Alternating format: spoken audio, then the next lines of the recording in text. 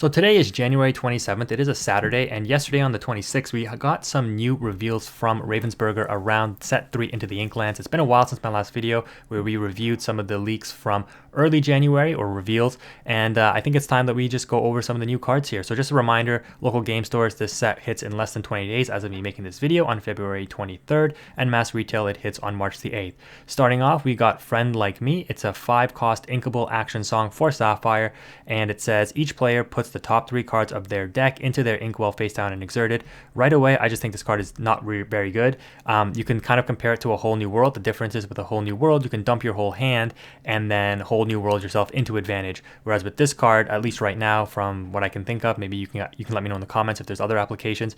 If you sing this or card cast this, it's costing you your resources or your tempo in order for you to do this. And then the cards that you get for resource are coming in exerted, which means you cannot use them right away. And then when you pass your turn to your opponent, you just ramp them for 3 and they're going to be able to untap and use all of those resources. So I don't really see the practical application of this card just yet, but who knows, there might be some new combo pieces in the set that make this useful. But right now, I just think this is not a very good card. Next up, we've got the legendary reveal for Emerald. This is Milo Thatch, King of Atlantis. Good to see this movie getting some love. I remember watching this as a kid and really liking it. But it's a shift 4, 7 cost uninkable, which hurts. And it's a 4/4. So when you think of Emerald or when you play Emerald, you either think of discard or you think of aggro. And so this card being a 7 cost uninkable doesn't fit either of those categories. So if you're going to play this immediately, I think that Emerald needs to have a new identity with the new set. We'll see. But it does shift for 4. And you can see right here, just from the next card, there's going to be another, that's probably a shift target for Milo there. But it does quest for 3, and it has the ability that when this character is banished, return all opposing characters to their player's hands. So on review, like, this card doesn't seem that great, but I'm sure there'll be some application. Obviously, we play Genie on the job to bounce characters. The difference is, like, you have to be very careful because, as we know, with Ruby Amethyst, which is the top tier deck of the format right now in Rise of the Floodborn, they like the Mim cards because they can bounce their on-play effect characters back to hand and recast them, right? Think of like Lady Tremaine's, Maui's to reset damage, Maleficent Dragons, Ursula's, Elsa's if they play them, etc. Like, yeah, I'll get that back to my hand and recast it and get the effect. So I think you have to be very strategic with this. I don't think this will be very good on first release, but we might see future combos with this card or you know, off meta decks that might use it right now. But yeah, right now it just doesn't fit the identity of Emerald with what Emerald is right now, and the effect doesn't play into the meta that well. But again, we don't know the full set of Into the Inklands, and this card might become more relevant as we see that. But yeah, a little underwhelming on these two cards right now. Moving on, we've got a 3-cost uninkable 2/4 character, Lyle, Tiberius, Rourke. I don't know if I'm saying that correctly, but Cunning Mercenary. Is this the villain in Atlantis? I don't know. But it is a super rare for Emerald, and it has the effect as same as John Silver. When you play this character, chosen opposing character gains Reckless during their next turn. So the difference between John Silver, obviously this is cheaper. This is not inkable. John Silver, I think, is 6 and is inkable. But John Silver also has the effect that when it quests, it gets the ability to give Reckless to an opposing character, whereas this card is just on play. But it has the additional effect of Thanks for Volunteering. Whenever one of your other characters is banished, each opponent loses 1 lore. We need more cards like this that make your opponent lose lore, because right now aggro is very non-interactive. They're kind of just like, I play my game, I don't care what you're doing, I'm just going to turn sideways. And if you're playing any kind of deck that's remotely slow, you will just lose the game. And so because of that, like these random decks, like you saw if you watch my Sapphire Steel video, I had to tech in like things against aggro. Like I had to tech in Strength of the Raging Fire at the cost of like Nothing to Hide, etc. And so we just need cards like this that help slow the game down against aggro. We have like Honest John in Ruby, but that card is very hard to play because, again, how many Floodborns are you really going to play to be competitive? And then, you know, it's also a 3-cost uninkable. Whereas with this card, at least it slows things down, right? This is literally an anti-aggro card. You play this, you make their opposing Pinocchio or whatever have Reckless. It can't quest, and now it has to challenge, which means it's going to get banished with whatever it challenges into, since it's a 1/1. So instead of gaining 3 lore, it's gonna crash and die or get banished, and then whenever one of your other characters gets banished, you can make your opponent lose lore. So this is a great card. I think we need more of this. Next up, we've got a common 2-drop inkable Milo Thatch, so a good shift target if you're pairing Ruby with Emerald, which does seem to be like it might be a color pairing for the next set, but we'll see. And just a 2/2 for 2 that has the effect while this character's out of location, he gets +2 strength. So he basically becomes a 4/2 for 2, which is a Gaston at the cost of moving to a location, which usually costs 1. So so therefore he's really like a 3/4/2 that can quest for 1. So a little underwhelming, but it is a shift target if you're going to kind of go that route. Next up, we've got Helga Sinclair. I saw the rare for this, and it was also underwhelming. Right-hand woman. Don't even remember what this is from. I don't even think this is not from Atlantis, right? But I don't know. Let me know in the comment section below, or I can just look it up later. Anyways, it's a 2/4 for 3 inkable steel card.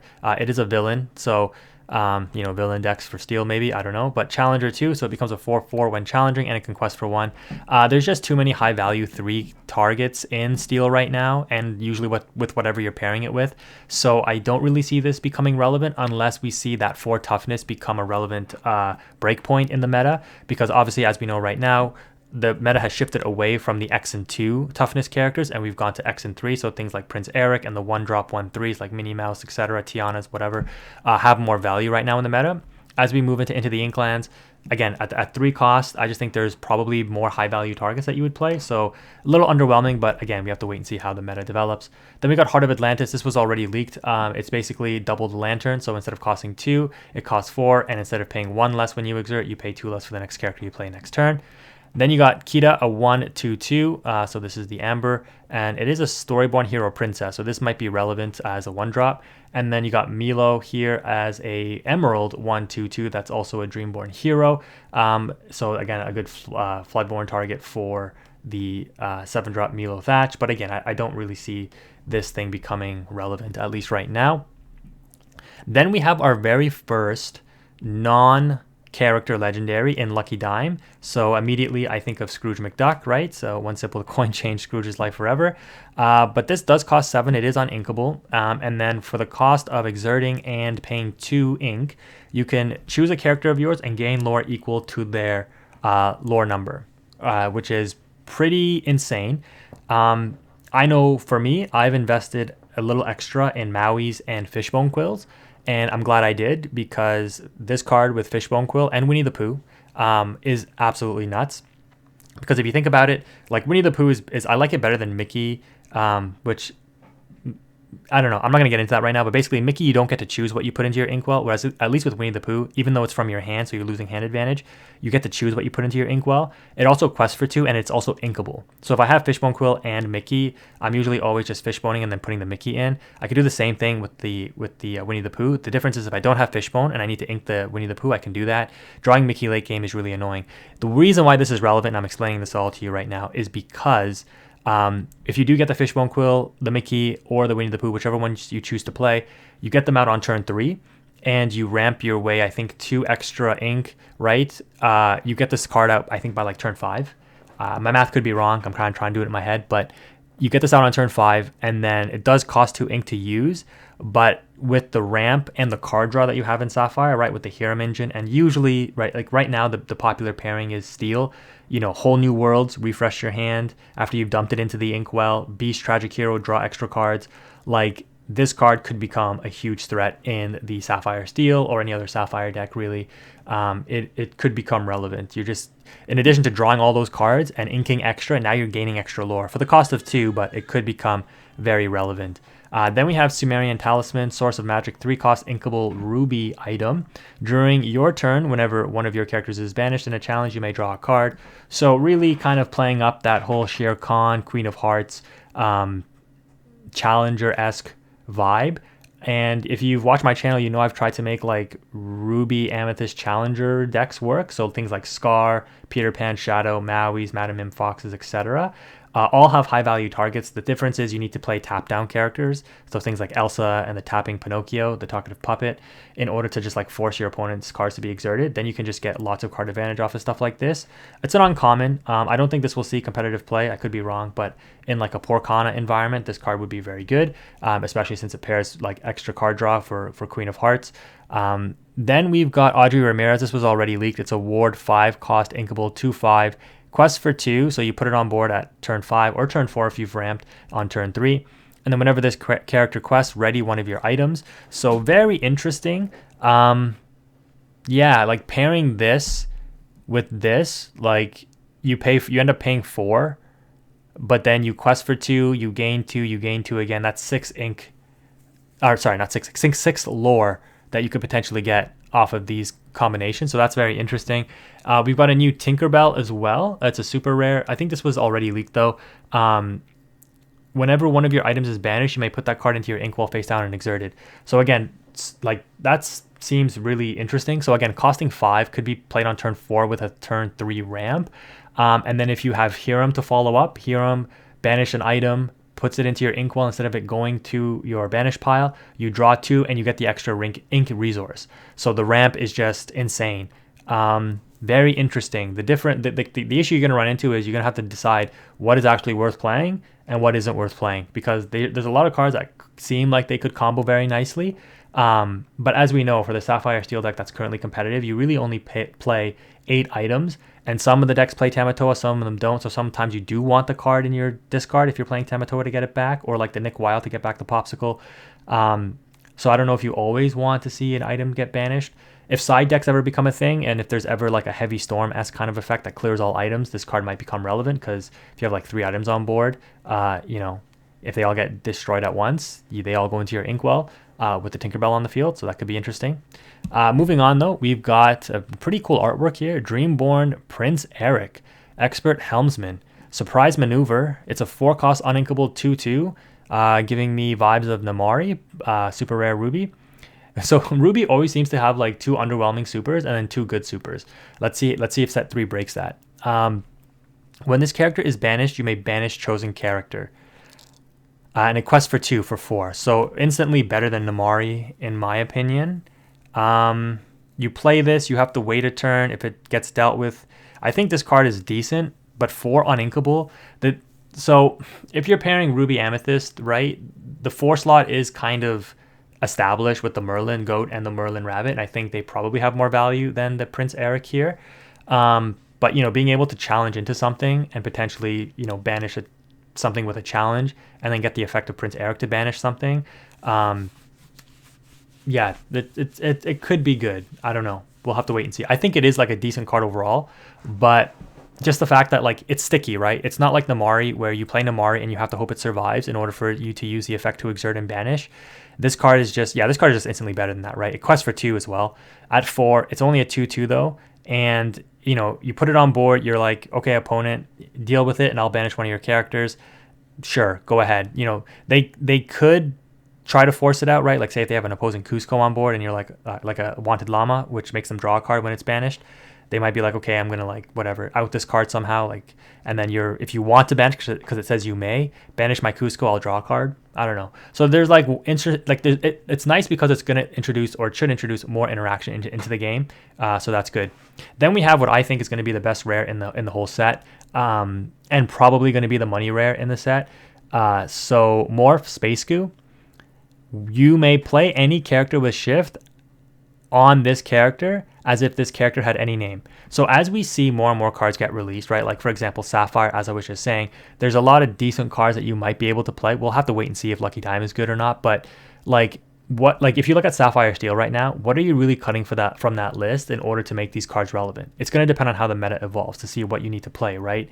But you're getting more decks to say that I can almost run like monocolor decks because I want to focus on one specific strategy, and like splashing Emerald into those decks for things like Morph and Bippity Boppity Boo and just like these generally good utility cards could be a thing moving forward, right? Like you can splash red for Be Prepared, for example. It's going to be interesting to see how the meta develops. But this card, I mean, the potential right now is insane. This makes your Shift Beast Tragic Hero on turn 3 relevant. It makes a lot of cards way more threatening. It makes Elsa, Spirit of Winter, shift easier without having to play the other Elsa. It makes cards that, you don't have to play Small Tink anymore. You don't have to play Small Yzmas. If you were wanting to run Yzma, you don't have to play Small Tremaines. We know Floodborns are very powerful.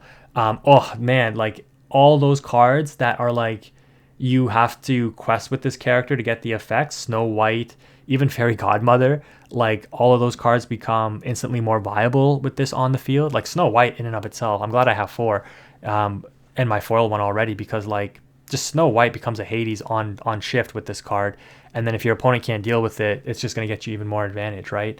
But again, I'm just kind of cooking up stuff in my head. It probably won't be that relevant like Snow White, but like anything any shift target, any future Floodborns that we get, this card is going to be a huge factor in the meta.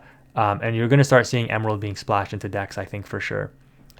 Then we've got Jim Hawkins, a 2-cost 3/2. Okay, that quest for 1. Unfortunate that we don't have the effect of it gains evasive during your turn, like Jafar and Cruella, but I guess that's not really Ruby's identity. I think we already have a 2-costing 3/2. Isn't it a Minnie Mouse in Ruby? So this is just, again, if you want to shift target for a Jim Hawkins at some point, this is an option. Then we have a Simba on Steel, uncommon, Rightful King. 4/6 for 5 inkable. Unfortunately, we don't have a good Simba card yet. I hope we get a good legendary Simba. But anyways, during your turn, whenever this character banishes another character in a challenge, chosen opposing character can't challenge. Very underwhelming, but, you know, maybe it's good in draft or something like that. Then you got Della Duck, Unstoppable Mom. 2-cost uninkable 3/3. Reckless. This character can't quest and must challenge each turn if able. Not relevant because you'd rather just play Madam Mim Snake, which is inkable 2/2 and gets you the bounce effect, which is actually relevant on turn 2 because you bounce to 1-drop, you have it as ink. But again, in other color pairings with Ruby, this card might have play, or in draft or something. Otherwise, not really. Then along came Zeus, deal 5 damage to chosen character or location. This card will also be a new money card, similar to what Strength of the Raging Fire is when Rise of the Floodborn came out. This card will be played in Steel Song. 4-cost uninkable, so the uninkability hurts it a little bit. But being able to just deal 5 damage, I mean, to locations is nice, but like just to characters is super relevant. But, you know, with most locations that we've seen having like 6 toughness, this just means that you can finish it off with any character. So it's super, super relevant, I think, and it's a song, obviously. So Steel Song looking pretty nice. Then we've got, Aurelian Gyrosensor. So this is a non-Disney IP card. Item, Seeking Knowledge. Whenever one of your character quests, you may look at the top card of your deck. Put it either on the top or bottom of your deck. Probably not relevant and won't be used at all. But again, there could be some specific applications, like that Mickey hat card. But again, you have to quest in order to trigger this. You have to see all 3. You have to see this item plus the other item with Sapphire, Amethyst, which nobody plays right now. So yeah, it's like probably not relevant. It's a rare Sapphire item. Agrabah, a 3-cost inkable location that has 5 toughness, costs 1 to move characters to it, and it gains you 2 lore on upkeep or at the start of your turn. Not bad. Again, these locations, they're only going to be relevant really if you get, or if there are a lot of good characters that have effects when they're out of location, because there's no real reason to play these in my opinion. Like, I'd rather establish a board presence than play a 0/5 character on turn 3. Like I was just saying, I just think there's better 3-drops that you'd be playing at this point than this card, but I could be wrong. You've got Motunui, which is a 2-cost inkable location for Sapphire with 5 toughness, costs 1 to move characters to it, and it gains you 1 lore at the start of your turn. Whenever a character is banished while here, you may put that card into your inkwell face down and exerted. Uncommon. On turn 2, might be relevant. You probably don't play this on turn 2, though, to be honest. You're probably better off establishing your board. Later on in the game, though, hedging against like a Be Prepared or something, you know, turn 6, or if you're on the play, turn 7, before you pass back for turn 7 on your opponent, maybe you spend your turn moving all of your characters to this location. They Be Prepared, you get a couple characters in the inkwell. Or, you know, you're hedging against a Lady Tremaine or something. You move a character here. If they Tremaine, you're going to move that character to the inkwell. So it has some unique tech options depending on how the meta evolves. It could be relevant, but again, at 5 toughness, again, in that Maui range. So I know I've invested in extra Mauis. I don't know about you guys. Anyways, moving on. Neverland, Mermaid Lagoon. 1-cost inkable item, 4 toughness, gains 1 at the start of your turn, 1 to move a character there. So again, just another common location, doesn't have any effect. Probably irrelevant. Same with Deville, kind of the same thing, but for Emerald. Then you have Fang River City. This one was interesting. It costs 2 to move a character to it, so it is expensive. It does cost 4, but it is inkable and it has 6 toughness. So again, all within that Maui range. Characters gain ward and evasive while here, and it gains you 2 lore at the start of your turn. So I know a lot of people were thinking like this card is going to be super overpowered. It is also a rare, but just like we thought Belle Hidden Archer was going to be like so good, and it ended up not even being played in the meta. This card, I think, you know, by turn 4, yes, it's nice to get these effects on your characters, but how much tempo are you sacrificing? You're going to get run over by the time you're trying to set this up. And then again, it has 6. It's going to get run over by rush characters. Or, you know, just being challenged with anything. Like, for example, that Zeus card, hitting it, and then, where is it? Where's the Zeus card? Oh my gosh, did I lose it? Oh, here it is. Yeah, hit it for 5, and then just throw anything into it, and it's gone. Right? And then all your characters that you spent so much time establishing there just get no effect. So take everything with a grain of salt when you see them and you're like, oh my god, this effect is insanely broken. It gains 2 lore. Like, holy crap. Yeah, but on turn 4, you're going to get decimated if you try to set this up, and then it costs 2 to move, and then it's easily outable. I don't know. I have to read Bodyguard again, but I don't know if Bodyguard would prevent you from crashing into locations. I don't think it does, right? So if Bodyguard did protect locations as well, that would be pretty nice. But yeah, right now, this card just seems like I'll just throw everything into it, and all the tempo you spend putting characters here is just gone. So yeah, keep that in mind. Then we've got the Huey, Dewey, and Louie. Yep, these are the nephews of Scrooge McDuck, if I recall. They all have support. So the Dewey and the Louie are uncommon and common respectively, and then Huey is the rare support, and then whenever this character's quest, if you have these other 2 in play, you may draw 3 cards. So again, this is really underwhelming. You're not really going to, I mean, you shouldn't be really trying to focus on these combo pieces, similar to like why Basil isn't really good in Sapphire either. You're required to play cards that aren't very good in order to see specific combo pieces, in order to get a weird effect off that doesn't even, like, there's just better ways to do it, right? Like, there's better card draw in Sapphire right now. There's better card draw pairing it with Amethyst, with Steel, etc.